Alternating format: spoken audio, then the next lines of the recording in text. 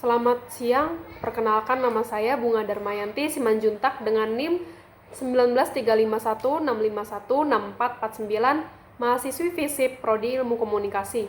Pada kesempatan ini saya akan menjawab pertanyaan ujian tengah semester pada mata kuliah Komunikasi Antarpribadi dan Budaya R07 dengan dosen pengampu Ibu Cynthia Dewi Anggraini, SIKOM MIKOM. Pertama-tama saya akan menjelaskan tentang teori penetrasi sosial. Teori ini membahas tentang proses komunikasi interpersonal, yaitu bagaimana tahapan berkomunikasi dengan orang lain hingga menuju ke komunikasi yang lebih intim. Dikutip dari jurnal Tine Agustin Wulandari SIKOM berjudul Memahami Pengembangan Hubungan Antar Pribadi Melalui Teori Penetrasi Sosial Universitas Komputer Indonesia. Contoh kasusnya seperti jika kedua orang bertemu, awalnya hanya membahas seputar obrolan yang dianggap tidak penting, hingga akhirnya kedua orang ini karena sering sekali bertemu hingga akhirnya akrab, dan kemudian akhirnya mereka berdua memutuskan untuk membahas topik yang dianggap personal.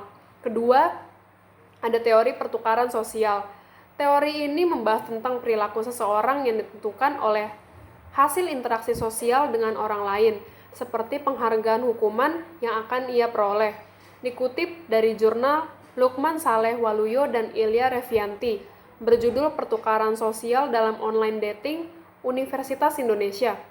Contohnya, Gina dan seorang laki-laki memutuskan untuk menjalin hubungan dengan mempertimbangkan berbagai hal, mulai dari material hingga non-material. Memperkirakan perilaku yang akan didapat dari pasangan. Apakah itu hal positif atau negatif? Seperti apa pengorbanan yang kira-kira akan dikeluarkan dalam menjalani hubungan tersebut? Jika lebih banyak pengorbanan yang dibanding dampak positifnya, kemungkinan hubungan itu akan berakhir. Ketiga, adanya teori dialektika personal. Teori ini membahas tentang hidup sebagai interaksi kemajuan dan pergerakan yang konstan. Dikutip dari jurnal Maudi Sabila Nadira dan Rino F.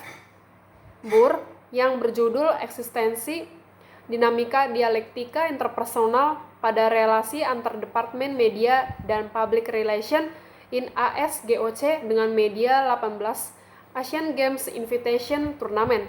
Contohnya, relasi antar Departemen Media dan PR in ASGOC dengan media di 18 Asian Games Invitation Tournament. Suatu keputusan dapat memicu terjadinya konflik dan ketegangan dalam hubungan yang dijalankan antar dua pihak tersebut. Keempat, teori interpersonal deception. Teori ini membahas tentang cara memancing kebohongan komunikasi seseorang dengan informasi yang tidak benar sehingga terbongkarnya kebohongan. Dikutip dari blog Zika Frihadi berjudul Teori Komunikasi Interpersonal Deception Theory. Ketika ada seseorang bernama Rio yang mengatakan bahwa dirinya tidak menjalin hubungan dengan wanita lain, dan Rio ada niatan untuk mengajak makan wanita tersebut yang sedang didekatinya untuk makan bersama. Tetapi pada saat itu Rio beralasan bahwa motornya sedang dipakai oleh orang tuanya. Kemudian Rio berbohong lagi dengan wanita yang diajak makannya tersebut, sehingga akhirnya wanita yang dekat dengan Rio tersebut menjadi tidak percaya lagi dengan kebohongan Rio. Kelima, ada teori pelanggaran harapan. Teori ini membahas tentang penafsiran pesan yang diterima saat berkomunikasi ditentukan oleh situasi, nilai ganjaran orang lain, dan bagaimana pesan tersebut memenuhi harapan seseorang atau tidak.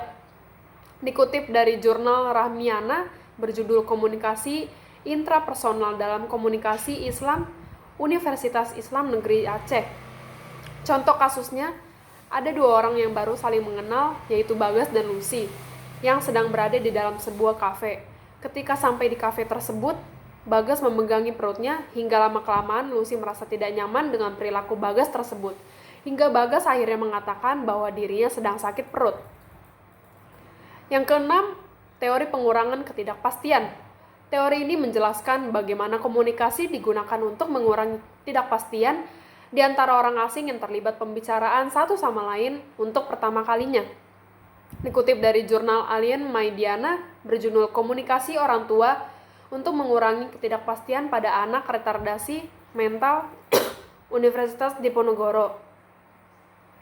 Contohnya, seorang perantau dari Medan yang merantau ke daerah Jakarta, di mana dirinya masih ada perasaan khawatir dengan orang-orang di sekitar Jakarta ini, karena dia belum beradaptasi dengan lingkungannya yang baru.